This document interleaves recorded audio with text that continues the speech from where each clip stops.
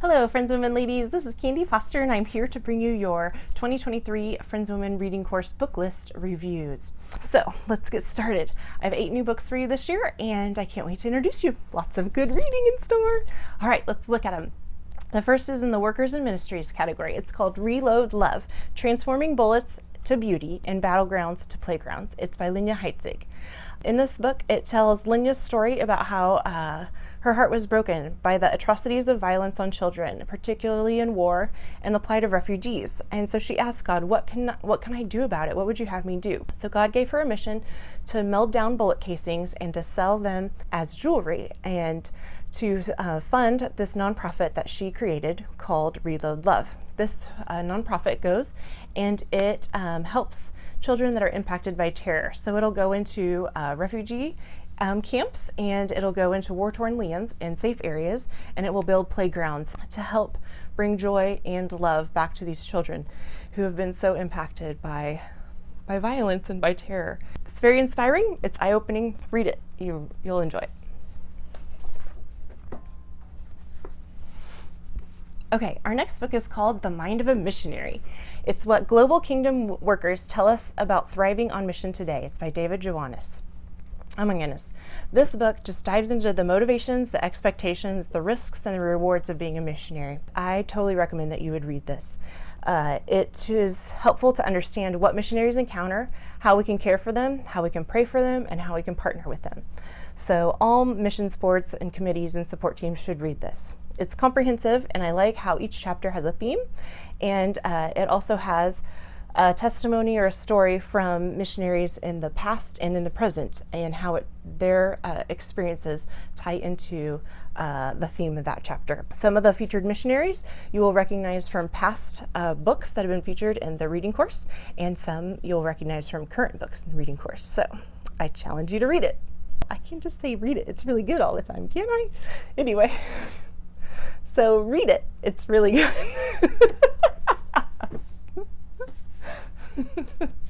All right, in our Christian life and biography category, our first book is called Depression, Anxiety, and Other Things You Don't Want to Talk About. It's by Ryan Casey Waller.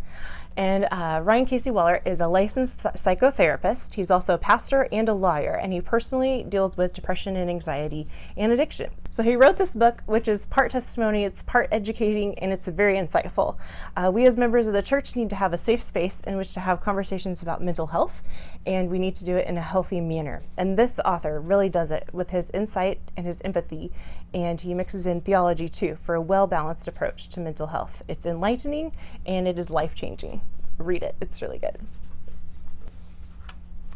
Okay, our next book is called Divine Disruption. It's Holding On to Faith When Life Breaks Your Heart. It's by Dr. Tony Evans, Chrystal Evans Hurst, Priscilla, Shirer, Anthony Evans, and Jonathan Evans.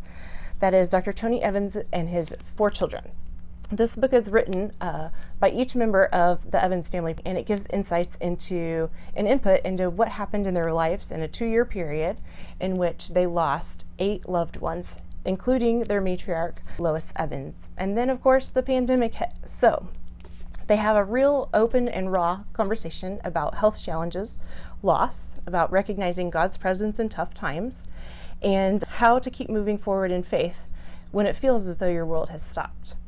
So you can learn and read about how even in the most painful moments, healing can begin, and God is with you, and he will bring new purpose and hope through the pain. It's very comforting and it's inspirational, and I totally recommend that you read it. You'll be glad you did. Okay, our next category is the Friends and the Classics category. So our first book is in the Friends, the Quaker category, and it's called Fight Like Jesus, How Jesus Waged Peace Throughout Holy Week. It's by Jason Porterfield. He attends Friendswood Friends Church in Texas, and so you might know him or his family. This awesome book is about the events of Holy Week. In particular, it looks at how Jesus moved through each day that week and explains the importance of what happened, as well as what it meant to the people at that time in the culture at that time. So God's kingdom on earth didn't look like what they were looking for. They were looking for a revolutionary who was a militant, and they wanted him to overthrow the government. But Jesus came making peace. So learn about what he did and why it was important and impactful, and how that we too can fight like Jesus to make peace in our world today. It's paradigm shifting and it's challenging, and I totally recommend you read it. But don't take my word for it. Check it out yourself. Read it. It's really good. Our next book is called God's Smuggler by Brother Andrew. This is the classic book for the year. Many of you have heard about Brother Andrew and his Open Doors International Ministry of taking Bibles to Christians in closed countries. So you can read all about how he went undercover for God and how he delivered, and then he printed and delivered Bibles, thousands, millions of them, where people are just thirsty for the scriptures and they can't get a hold of the physical scriptures themselves. So he makes it his mission for him and his organization, people who partner with him, to go in and provide these scriptures for them. There are lots of daring stories and journeys of faith and provision, and how the Lord led him to do this ministry. At the very back, of course, it gives updates on where the ministry is, focused on nowadays. It's a classic, and it's world-changing, it's very inspiring, and you should read it. It's really good. Okay, now for the Christian fiction category. Our first book is called No One Ever Asked by Katie Ganshert.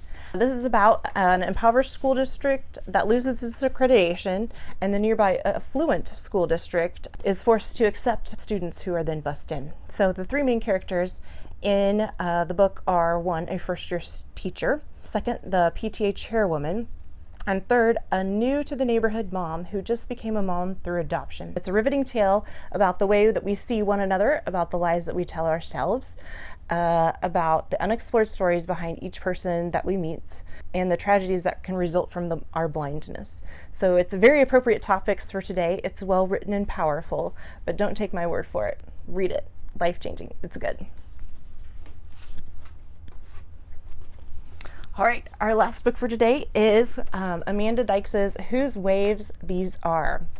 This is a split time novel, which is one is in the past and one is more in contemporary times. In this instant, it takes place in World War II and then also in 2001. So we have Annie, she's an anthropologist, and she returns to Maine, to the place of her favorite summer memories with her great uncle, who she calls Grand Bob, and he's fallen ill and he's in the hospital, so she goes back to help him out.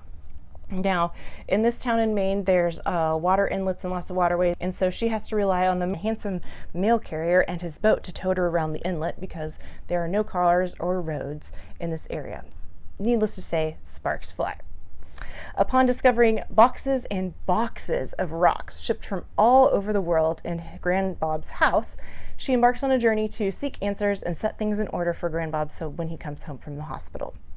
Now, this book also reveals that Bob and his twin brother, what their stories were in the past in World War II. One brother got drafted and one stayed home.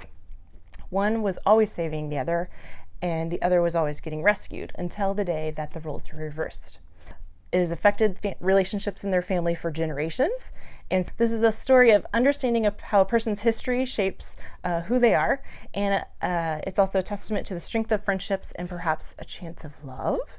Read on for more details. This is a Christie winning book. It's amazingly written, well written. You'll totally enjoy it, and I totally recommend it. So read it. You really should. All right, now's the part where I tell you about the Friends Women Reading Course prize drawings. Yes, every year you send in your reading report, which is your entry form into the Reading Course prize drawing contest. There are two particular different prizes that you could win. The first one is the General Reading Course prize drawing, and it's for a $10 gift card. And for every 2 books that you read that's on the reading course, you get 1 entry into that. There are 3 winners, and I could call you on February 28th and tell you that you won. You just have to read, and then I have to pull your name up. Anyway, read it and turn your papers in. All right, the second prize drawing is called the Top Readers Prize Drawing. It's a $25 Visa gift card, and it's for people who read all 8 new books on the reading course that are new that year. They get an entry for that into the Top Readers Prize Drawing, and I pull out 1 winner every year for that. So turn in your forms by February 15th of the books that you have read this year. Turn them into me in January and February, and then I'll hold that prize drawing on the 28th, and I could be calling you. And then, of course, read for next year's prize drawing. You know, it's so much fun. If you're looking for information on how to enter the prize drawings, go to friendswomen.com, and under the resources tab, you'll scroll down and past the Quaker Bonnet information all the way to the Friends Women reading course, and then underneath that, we'll have a section on the Friends Women reading course prize drawings. As some of you may already know, this is my last year as being the reading course secretary. I've really enjoyed this position, and it's been a lot of fun for me to read books and to recommend them to you all. But my term limits have come, so this is my last book video for you all. I'd love to mentor the next person. Please be praying for them. And we don't know who that is yet, but we hope to have that position filled soon. As always, happy reading. Stay tuned to the bloopers. Will it? Oh, it started. Okay, this is good. This is a good practice to get all the blah blah blahs out and, you know, all that good stuff. Bibbity boppity boo, silly Sally sold her seashells by the seashore, or something like that. The first book is in the Workers and Ministries Ministries. And it's called Reload Love. All right, our next book. Oh no, it's on my desk. I gotta go get it. I can't just say read it. It's really good all the time, can I? Anyway, so read it. It's really good. And yeah, it's really good. You should read it. Yes, you read that right. I mean, you heard that right. 5 authors for this one book. Friendswood Friends Church in Houston. Well, in Friendswood. In Texas. Let me start over. Need to move it so it's not, yeah, it was behind the light and I can't read it. Sorry. Thanks for helping, Mom. Okay, let me start over again. Let me try again. No.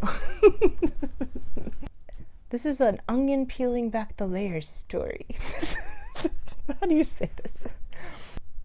Yeah, and what? Be praying for the person who fills this position. How do you say this? And yeah, as always, happy reading and have fun.